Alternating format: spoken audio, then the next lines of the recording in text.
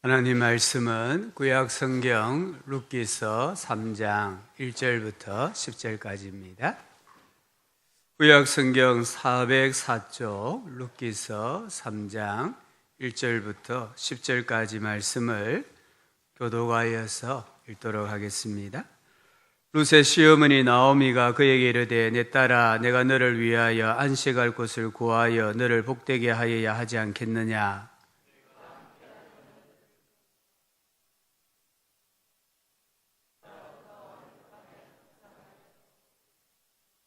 그런즉 너는 목욕하고 기름을 바르고 의복을 입고 타작마당에 내려가서 그 사람이 먹고 마시기를 다하기까지는 그에게 보이지 말고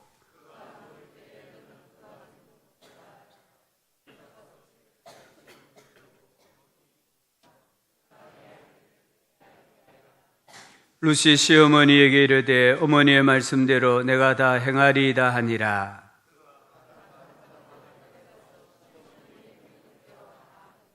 보아스가 먹고 마시고 마음이 즐거워 가서 곡식단 더미의 끝에 눕는지라. 룻이 가만히 가서 그의 발치이불을 들고 거기 누웠더라.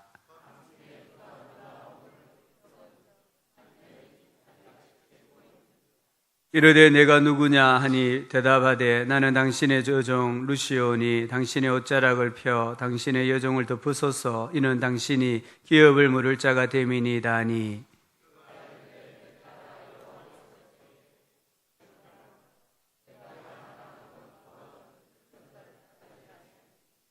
내가 베푸니 내가 처음보다 나중이 더하도다. 이렇게 인사하시죠. 사랑이 오셨습니다. 아멘. 지난 주간에 유명한 아이돌 가수 한 명이 자살을 했습니다. 그의 유서에 이렇게 적혀 있었어요. 우울이 날 집어삼켰다. 그걸 이길 수 없었다. 정말 이 우울증이 이 아이돌 가수를 죽음으로 내몰았을까? 저는 아니다고 생각을 합니다. 이 유서 내용처럼 우울증을 이길 수 없는 마음, 우울증이 아니라 이 우울증을 이길 수 없다라는 절망감, 이 절망감이 이 아이돌 가수를 죽음으로 내몰았습니다. 우리가 흔히 잘 아는 것처럼 코끼리 길들이기라는 말이 있지 않습니까? 이 덩치가 산만한 코끼리가 서커스단에서 길들여져서 막 재주를 부려요. 어떻게 이렇게 길을 들이느냐? 새끼 코끼리일 때에 말뚝에 이 다리를 밧줄로 묶어둬요. 그럼 새끼 때는 도망을 가려고 여러 번 시도를 해요. 그런데 이 말뚝이 안 뽑혀요. 그러면서 이 코끼리 마음속에 어떤 마음이 드느냐 하면 해도 안 되는구나. 절망감이 생기는 거예요. 그래서 어른 코끼리가 되어서 힘이 있고 능력이 있고 기회가 있음에도 불구하고 이 코끼리는 도망갈 생각을 하지 않아요. 왜요? 마음속에 어렸을 때 심겨진 이 절망감 때문이에요. 철학자 키에르 케고르는 우리 사람을 죽음에 이르게 하는 병이 뭐냐? 절망이라고 했습니다. 절망. 우리 사람을 병들게 하고 면역 체계를 무너뜨리고 감기 바이러스 하나에도 죽게 만드는 것이 무엇이냐면 절망이라는 거예요. 그래서 오늘날 사탄은 우리 사람들에게 절망감을 심어줍니다. 인공지능 시대입니다. 인간이 신이 되고자 하는 이 시대에 너무나 많은 사람들이 절망감을 앓고 있다는 거예요. 왜 그럴까요? 이 절망감을 사람들이 앓고 있다는 걸 보여주는 통계가 자살률이에요. 자살률이 갈수록 높아지고 있지 않습니까? 삶의 순간순간 찾아오는 이 절망감, 과연 이길 수 없는가? 오늘 룻기서는 그 답을 주는 거예요. 오늘 우리 그리스도인들이, 사람들이 절망감 때문에 죽어가고 있는데 그럼 이 절망감을 어떻게 이길 수 있는가? 그래서 절망을 넘어 소망으로 어떻게 다가갈 수 있는가 말씀을 하고 계십니다. 무엇으로 절망을 이길 수 있을까요? 첫 번째는 하나님의 은혜로 이길 수 있습니다. 은혜가 무엇입니까? 은혜는 내가 받을 자격이 없는데 받는 것을 말을 해요. 내가 받을 자격이 없는데 받는 호의와 사랑을 은혜다라고 해요. 오늘 이 룻기서에서 보아스가 룻에게 베푸는 태도, 베푸는 호의는 하나님의 은혜라는 거예요. 보아스는 유력한 사람입니다. 사회적 신분이나 평판이나 능력이나 재산이나 외모에 있어서 유력한 사람이에요. 하지만 룻은 이방 여자예요. 과부예요. 경제적으로 가난한 사람이에요. 그런데 2장 8절과 9절에 보면 보아스가 룻에게 이렇게 말합니다. 내 딸아 들으라. 이삭을 주우러 다른 밭으로 가지 말며 여기서 떠나지 말고 나의 소녀들과 함께 있으라. 그들이 베는 밭을 보고 그들을 따르라. 내가 그 소년들에게 명령하여 너를 건드리지 말라 하였느니라. 목이 마르거든 그릇에 가서 소년들이 길어온 것을 마실지니라 하는지라. 보아스가 룻을 자기 딸처럼 부르는 겁니다. 내 딸아. 가족으로 부르는 거예요. 자기 권속으로 인정을 하고 있습니다. 후견인 역할을 자청합니다. 일꾼들이 힘들여 길어온 물을 마음껏 마시라고 합니다. 수확을 보장하고 안전을 보장하고 특권까지 부여해 주고 있습니다. 그런데 룻은 이런 호의를 받을 자격이 전혀 없다는 거예요. 2장 14절을 보면은 보아스가 룻을 식탁으로 초대합니다. 여기 와서 앉아라. 함께 떡을 떼고 함께 떡을 먹자. 이 룻은 이방인이라고 했잖아요. 상상할 수 없는 지금 자리로 초대를 받은 거예요. 감히 넘볼 수 없는 자리로 보아스가 지금 자기를 초대하고 있는 거예요. 유대인들은 이방인들을 부정하게 여겼습니다. 멸시했습니다. 교제는 물론이고 같이 겸상을 하지를 않았습니다. 그런데 이 보아스는 이 이방 여인을 하나님의 백성으로 동등하게 인정해 주고 있고 대접을 하고 교제의 대상으로 여기고 있습니다. 당대의 관습이나 문화로 보았을 때의 보아스의 행동은 혁명적인 거예요. 파괴적인 거예요. 그래서 룻이 2장 10절에 보면 보아스 앞에 엎드려 얼굴을 땅에 대고 절을 하며 말합니다. 나는 이방 여인인데 당신이 어찌하여 내게 은혜를 베푸시며 나를 돌보시나이까. 나는 이방 여자입니다. 나는 당신의 하녀와 같은 사람입니다. 나는 당신의 이런 호의를 받을 만한 자격이 전혀 없는 사람입니다. 그런데 어찌하여 은혜를 베푸십니까? 하나님께서 보아스를 통해서 룻에게 호의를 베푸시는데 룻은 그것을 가리켜서 하나님의 은혜다라고 말하고 있습니다. 하나님의 은혜를 받으니까 이방인이지만 과부지만 가난한 자로서 이 절망의 굴레에서 벗어나는 것을 볼 수 있습니다. 우리는 환경 때문에 살고 죽는 존재가 아닙니다. 엘리멜렉이 흉년을 만났을 때에 환경이 좋은 곳으로 가고자 가산을 정리해서 모압 땅으로 갔습니다. 그러면 잘 살아야죠. 좋은 환경에 갔으면은 잘 살아야죠. 그런데 성경에 보면은 간지 얼마 되지 않아서 죽었다라고 했잖아요. 나오미와 룻은 빈털터리로 베들레헴에 돌아옵니다. 정말 죽으면 죽으리라는 이 마음을 가지고 베들레헴에 돌아왔을 때에 하나님께서 이 나오미와 룻을 위로해 주시고요, 얼마나 풍족하게 채워주시는가를 볼 수 있잖아요. 사탄은 우리 사람들이 계속해서 속삭입니다. 우리 젊은 세대들에게 끊임없이 속삭입니다. 환경이 나아지고 실력을 쌓고 사회적으로 신분이 상승하면 너는 행복해져. 그래서 끊임없이 젊은 세대들이 하나님이 아니라 세상에서 실력을 쌓고 세상에서 힘을 기르려고 하고 하나님을 떠나가는 그런 모습들이 많아요.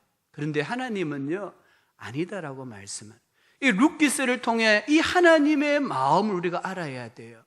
세상적으로 모든 것을 갖추었다 할지라도 하나님의 은혜가 없으면 아무 소용이 없다는 거예요. 전도서 6장 2절에 어떤 사람은 그 영혼이 바라는 모든 소원에 부족함이 없어 재물과 부요와 종기를 하나님께 받았으나 하나님께서 그가 그것을 누리도록 허락하지 아니하셨으므로 다른 사람이 누리나니 이것도 헛되어 악한 병이로다. 내가 재물을 산더미처럼 쌓았다 할지라도 하나님이 그것을 사용할 수 있는 기회를 주시지 아니하면 그것이 헛되다, 악한 병이다 라고 하십니다. 전도서 9장 11절은 내가 다시 헤아려서 보니 빠른 경주자들이라고 선착하는 것이 아니며 용사들이라고 전쟁에 승리하는 것이 아니며 지혜자들이라고 음식을 얻는 것도 아니며 명철자들이라고 재물을 얻는 것도 아니며 지식인들이라고 은총을 입는 것이 아니니 이는 시기와 기회는 그들 모두에게 임함이니라. 우리 이렇게 생각합니다. 사탄은 우리 귀에 이렇게 말합니다. 달리기를 잘하면 너는 무조건 1등해. 너에게 힘이 있으면은 백전백승할 거야. 너가 지식을 가지면은 은총을 입을 거야. 근데 하나님은 아니다고 말씀하시잖아요. 하나님의 은혜가 없으면은 내가 아무리 달리기를 잘하는 선수라 할지라도 1등으로 꼴이 나지 못한다는 거예요. 하나님의 은혜가 없으면은 내가 아무리 전쟁에 능한 용사라 할지라도 백전백승할 수 없다는 거예요. 그러나 하나님의 은혜가 임하면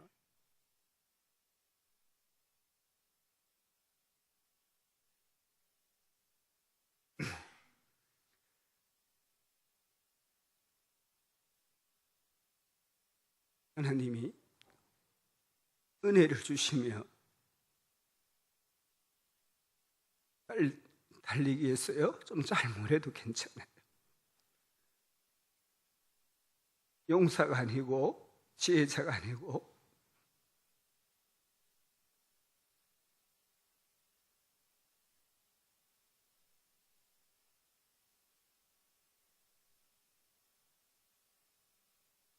지식인이 아니라 할지라도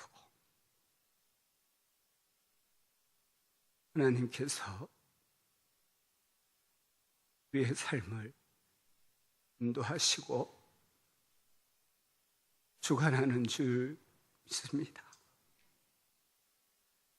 이 하나님의 은혜가 아니면 인생의 절망을 이길 수가 없어요. 하나님의 은혜가 임하면 인생의 절망을 이길 수 있는 줄로 믿습니다. 은혜는 하나님께서 주셔야 되는 거예요. 지금 겨울이잖아요. 땅이 꽁꽁 얼어요. 이 언 땅에 내년 4월에 따뜻한 햇빛이 비치면 이 땅이 녹아요. 그러면 땅이 부드러워져요. 거기에 씨앗을 뿌리면 열매를 맺어요. 하지만 내가 아무리 옥토로 할지라도 하나님께서 비를 내리지 아니하시면 그 땅에 떨어진 씨앗은 열매를 맺을 수가 없는 거예요. 레위기 26장 3절에 보니까 너희가 내 규례와 계명을 준행하면 내가 너희에게 철 따라 무엇을 주신다고 했나요? 비를 주리니 땅은 그 산물을 내고 밭의 나무는 열매를 맺으리라. 근데 레위기 26장 14절에 그러나 너희가 내게 청종하지 아니하여 이 모든 명령을 준행하지 아니하며 19절에 너희의 하늘을 철과 같게 하며 너희의 땅을 녹과 같게 하리니 너희의 수고가 헛될지라. 땅은 그 산물을 내지 아니하고 땅의 나무는 그 열매를 맺지 아니하리라. 우리가 하나님의 계명에, 하나님 말씀에 불순종하면 하나님께서요, 땅을 노치되게 한다는 거예요. 아무리 하나님께서 비를 내려주신다, 소낙비를 내려주신다 할지라도 이 땅이 노치되면, 내 마음이 노치되면은 그 빗물은 다 흘러가잖아요. 땅이 흡수하지 못하잖아요. 하나님께서 위에서 햇빛과 비를 부어주셔야 농사가 되는 것처럼 하나님께서 은혜 내려주셔야 우리 인생이 절망에서 소망으로 넘어가는 줄 믿습니다. 사울 왕과 다윗 왕을 한번 생각해 보십시오. 세상적인 관점에서 보면은 사울은 정말 지도자입니다. 이스라엘 백성들이 사울을 보았을 때 그가 우리의 왕이다라고 소리 질렀잖아요. 그런데 사울은 하나님 앞에 버림받았어요. 실패한 사람으로 성경에 기록이 되어져 있어요. 그런데 다윗은요, 별 볼 일 없는 사람이었어요. 다윗은 아버지 이새가 생각할 때 이놈은 싹이 노랗다는 거예요. 그래서 다윗 막내지만 다윗을 지금 어디에 보냈습니까? 양떼를 지키도록 들판에 보낸 거잖아요. 사무엘이 왔을 때에 아버지 이새가 다윗은 안중에도 없었습니다. 그것은 다윗이 집안에서 인정받지 못했다는 거예요. 어쩌면은 이 태어나지 않아야 될 자식이 태어났다라고 이새가 생각했는지도 몰라요. 그런데요, 다윗은요, 성경에 성공한 왕으로, 지도자로, 성도로 기록이 되어 있어요. 무엇이 사울과 다윗을 이렇게 구분 지었을까요? 세상적인 것일까요? 인간적인 것일까요? 아닙니다. 하나님의 은혜입니다. 하나님의 은혜가 다윗에게 임했을 때 다윗이 부족해도 그는 하나님 앞에 쓰임을 받은 거예요. 사울은 모든 면에 있어서 갖추어진 인물이었지만 하나님의 은혜가 없으니까, 하나님의 은혜를 거부하니까 사울은 실패한 사람으로 성경에 기록이 되잖아요. 하나님의 은혜는 물과 같다고 말씀드렸습니다. 중국의 유명한 지도자 워치만 리라고 있었습니다. 이분이 하루는 꿈을 꿨어요. 꿈에 강을 건너는데 이 강바닥에 뾰족한 돌이 너무 많은 거예요. 그래서 강을 걷는데 자꾸 자기 배가 이 뾰족한 돌에 부딪혀가지고 피가 나는 거예요. 그래서 꿈속에 기도했답니다. 주님, 기도했더니 주님이 말씀을 하시기를, 얘야, 돌들을 치워줄까? 강물이 불어나게 해줄까? 오치만 네가 가만히 생각해 보니까 이 돌, 여기서 돌 치우면 저기가 또 돌이 있는 거예요. 그래서 예수님, 강물이 불어나게 해주십시오. 이 꿈 내용이었대요. 우리가 가는 이 인생길에 뾰족한 돌멩이 너무너무 많아요. 근데 이 모든 뾰족한 돌멩이를 넘어갈 수 있는 방법이 뭐냐 하면 하나님이 은혜의 강물을 불어나게 해주시면 능히 건너가고 남음에 있는 줄 믿습니다. 내 인생에 험이 많고 부족하고 숨기고 싶은 것이 많이 있다 할지라도 하나님께서 위에서 은혜를 부어주시면 덮어지는 줄로 믿습니다. 강이에요. 강바닥에 얼마나 많은 쓰레기 있는지 몰라요. 그러나 하나님이 비를 내리셔가지고 강물이 불어나니까 그 밑바닥에 있는 쓰레기들 다 덮여지잖아요. 그것처럼 하나님께서 우리에게 은혜를 부어주시면 절망을 넘어 소망으로 나아가는 줄 믿습니다. 룻이 얼마나 상처가 많은 여자입니까? 룻이 얼마나 얼룩진 인생입니까? 그러나 하나님께서 유력한 자 보아스를 통해서 은혜를 베풀어 주시니까 이 룻이 현숙한 여인으로 변화가 되는 거잖아요. 은혜 아니면 살아갈 수 없는 줄 믿습니다. 그러나 하나님의 은혜가 있으면 내 모습 이대로, 내 형편, 내 처지 이대로 거뜬하게 살아갈 수 있는 줄 믿습니다. 하나님, 나에게 은혜를 부어주십시오. 부르짖어 기도하시고 하나님 말씀에 순종하시기를 바랍니다. 하늘의 문이 열릴 것입니다. 하나님께서 은혜의 복된 소낙비를 내려주실 것입니다. 절망을 넘어 소망으로 나아가게 해주시는 줄 믿습니다. 두 번째, 어떻게 이 절망을 극복할 수 있을까요? 하나님의 섭리신앙으로 가능합니다. 절망이 언제 찾아옵니까? 마음의 썬뿌리가 뿌리를 깊이 내리면 인간이 절망하게 돼요. 이 마음의 상처를 제때 치료를 받지 않으면은 그 뿌리가 너무 깊어져요. 그래서 내 인생을 돌돌 말아버려요. 하나님께서 주시는 생명의 영양분을 가시와 엉겅퀴와 같은 이 썬뿌리가 다 빼앗아가 버려요. 그래서 가시밭처럼 열매를 맺지 못합니다. 복을 받아야 될 때에 복을 받지를 못해요. 쓰임을 받아야 될 때가 되었는데 쓰임을 받는 것이 아니라 도리어 버림을 당하게 돼요. 이 마음의 썬뿌리를 제거해야만 절망을 넘어 소망으로 갈 수 있습니다. 이 마음을 치료하려면 한 가지밖에 없어요. 내 인생을 해석하는 관점을 바꾸셔야 돼요. 내 관점에서 하나님의 관점으로, 세상적인 관점에서 성경적인 관점으로 바꾸어야 돼요. 이것을 섭리라고 합니다. 성경에는 섭리 신앙을 보여주는 구절이 많이 있습니다. 잠언 16장 9절에 사람이 마음으로 자기의 길을 계획할지라도 그의 걸음을 인도하시니는 누구시라고 하셨습니까? 여호와시니라. 내가 오늘 이렇게 살아야지 계획하고 집을 나선다 할지라도 내 걸음을 지도하시는 분은 하나님이시다. 이게 섭리신앙이잖아요. 예레미야 10장 23절에 여호와여 내가 알거니와 사람의 길이 자신에게 있지 아니하니 걸음을 지도함이 걷는 자에게 있지 아니하니이다. 내 힘으로 걷는 거 아닙니다. 하나님이 걷게 해주셔야 걷는 거예요.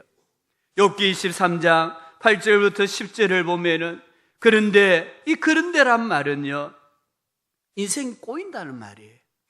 뭔가 지금 자기 계획대로 안 돼요. 생각대로 안 돼요. 지금 인생이 자꾸 실타래가 꼬이는 것처럼 꼬여요. 내가 앞으로 가도 그는 하나님이에요. 내가 앞으로 가도 하나님이 아니 계시고 뒤로 가도 보이지 아니하며 그가 왼쪽에서 일하시나 내가 만날 수 없고 그가 오른쪽으로 돌이키시나 배울 수 없구나. 지금 인생이 엉망진창이에요. 아무것도 내 뜻대로 안 돼요. 그런데 10절에 그러나 내가 가는 길을 그가 아시나니 그가 나를 단련하신 후에는 내가 순금같이 되어 나오리라. 비록 내 인생이 내 뜻대로 되는 게 아무것도 없다 할지라도 내가 하나님의 섭리신앙을 믿고 따라가면 하나님이 나의 가는 길을 아시고 나를 단련하셔서 정말로 정금 같은 사람, 순금 같은 사람으로 만들어 주신다라고 욥이 고백을 했습니다. 이 고백이 오늘 예배하는 우리 모두의 고백이 되기를 소망합니다. 나오미의 인생은요, 절망으로 점철되어 있어요. 가정이 절망입니다. 육체가 절망입니다. 마음이 절망입니다. 경제적으로 절망입니다. 이 절망의 썬뿌리를 어떻게 치유를 했는가? 자기 인생에서 일어난 일들을 우연이 아니라 하나님의 섭리로 바라보는 겁니다. 보이지 않는 전능자 하나님의 손길이 내 인생을 여기까지 인도하셨구나. 이 믿음을 가진 거예요. 우연도 풍년도 흉년이 아니었다. 우리 가정에 이런 아픔이 오고 슬픔이 온 것도 우연이 아니다. 우리의 추수 시기에 베들레헴에 돌아온 것도 우연이 아니다. 며느리 루시 보아스의 밭에 이런 것도 우연이 아니고, 보아스가 호의를 베푼 것도 우연이 아니고 하나님의 섭리였구나, 이것을 깨달은 거예요. 그 결과가 무엇인가? 2장 20절을 한번 보십시오. 나오미가 룻에게 이르되 이 사람은 우리와 가까우니 우리 기업을 물을 자 중에 하나이니라. 기업을 물을 자로 보아스를 생각을 한다는 거예요. 절망을 넘어 소망으로 나아가는 모습을 보여줍니다. 나오미는 인생에 너무 많은 고난과 고통을 겪었습니다. 그래서 하나님 마음을 깨닫게 된 거예요. 우리가 고난받는 거 꼭 나쁜 것만은 아니에요. 고난을 통해서 하나님의 법도를 배운다면 고난은 포장된, 변장된 축복이라고 누군가가 말하지 않았습니까? 고난 때문에 하나님 앞에 엎드리고, 고난 때문에 하나님을 인정하고, 고난 때문에 하나님의 말씀을 부여잡을 수 있다면 그 고난은 고난이 아니라 고난이라는 거친 포장지로 포장된 하나님의 축복인 줄로 믿습니다.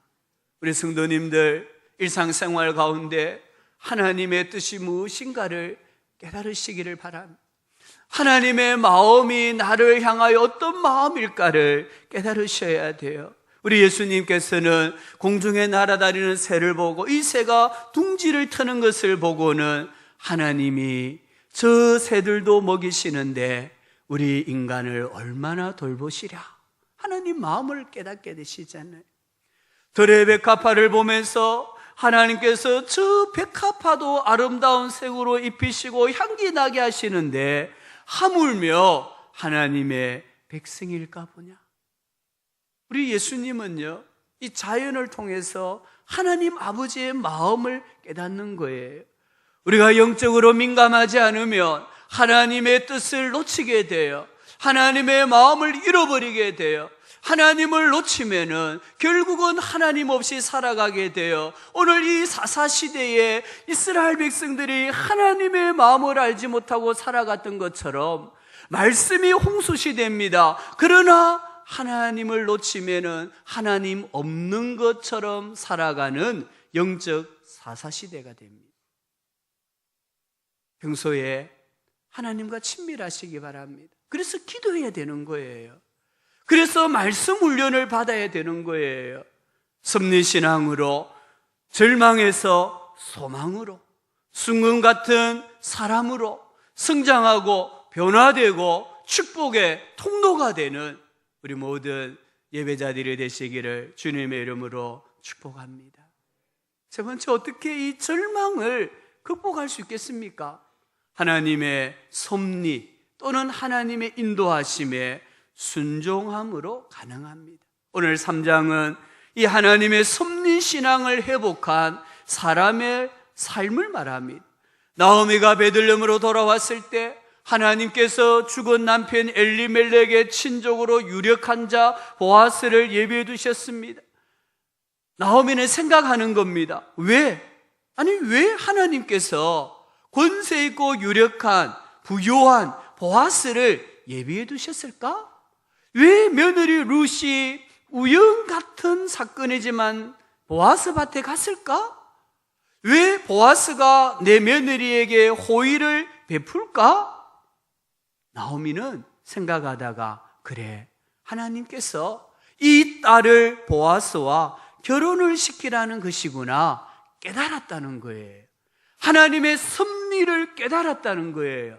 깨달았을 때 오늘 3장 1절에 보면 룻에게 말합니다. 내 딸아, 내가 너를 위하여 안식할 곳을 구하여 너를 복되게 하여야 하지 않겠느냐. 여기 안식할 곳, 이 말은 결혼을 뜻하는 단어예요. 내가 너를 반드시 결혼을 시키고야 말겠다. 그런데 너의 결혼의 대상자는 보아스다. 그러면서 3절에 보면은 얘야, 목욕을 하고 향수를 바르고 고운 옷을 갈아입어라. 그리고 밤에 타작마당으로 내려가라. 보아스가 어디서 자는지를 눈여겨보았다가 살짝 다가가서 이불을 들고 그의 발 아래에 누워라. 여러분, 지금 이 나오미가 룻에게 제안하는 이 제안은요, 순종하기가 어렵습니다. 그런데 5절과 6절을 한번 보십시오. 어머니의 말씀대로 내가 다 행하리이다. 시어머니의 명령대로 다 하니라 라고 하고 있습니다. 자칫하면 사회적으로 부도덕한 여자로 낙인 찍히고 매장될 수도 있는데, 좋은 이미지가 한꺼번에 다 상실될 수도 있는데, 룻이 시어머니의 제안에 순종합니다. 왜 순종할까요? 어머니를 따라다니면서 하나님이 어떤 방식으로 일하시는가를 몸소 체험을 했기 때문입니다. 어머니의 제안이 100% 이해가 안 돼요. 그런데도 지금까지 어머니 따라다니면서 하나님을 경험하기를, 하나님은 모든 것을 합력하여 선을 이루시는 분이다라는 이 믿음을 가진 거예요. 그래서 이 믿음을 삶에서 체험을 했기 때문에 이 부분까지도 하나님을 믿고 어머니의 제안에 순종하고 있는 거예요. 우리에게도 섭리신앙을 믿는 믿음이 있어야 됩니다. 그리고 순종하는 삶이 있어야 합니다. 하나님을 신뢰하고 믿음으로 순종할 때에 절망에서 소망으로 넘어갈 수 있습니다. 이사야 55장 8절 9절에 여호와의 말씀에 내 생각은 너희 생각과 다르다 했습니다. 내 길은 너희 길과 다르다 했습니다. 얼마만큼 다르냐? 하늘과 땅이 높이와 모든 면에 있어서 다른 것처럼 다르다라는 거예요. 우리는 하나님, 나보다 월등하게 탁월하시고 뛰어나신 하나님, 그 하나님의 생각, 하나님의 뜻을 따라 순종하는 성도가 되기를 바랍니다. 오늘 9절에 보면 보아스가 말합니다. 너가 누구냐? 룻이 말합니다. 나는 당신의 여종 룻입니다. 당신의 옷자락을 펴 당신의 여종을 덮으소서. 당신이 기업 물을 자입니다. 여기 기업 물을 자라는 단어가 나오잖아요. 룻기서에 여러 번 나와요. 히브리어로 고엘이란 뜻입니다. 이 유대인들은요, 땅은 조상이 하나님께로부터 받은 선물이기 때문에 절대로 사고 팔 수 없는 거예요. 그런데 조상으로부터 물려받은 땅을 가지고 살다가 생활이 갑자기 어려워졌어요. 그럼 이 땅을 팔면 안 되는데 팔아요.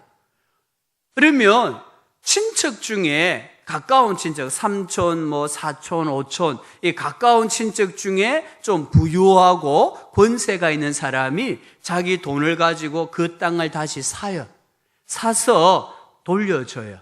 그래서 하나님 주신 기업이 대대로 흘러가게 만듭니다. 엘리멜렉이 모압으로 가면서 조상들로부터 물려받은 땅을 다 처분한 거예요.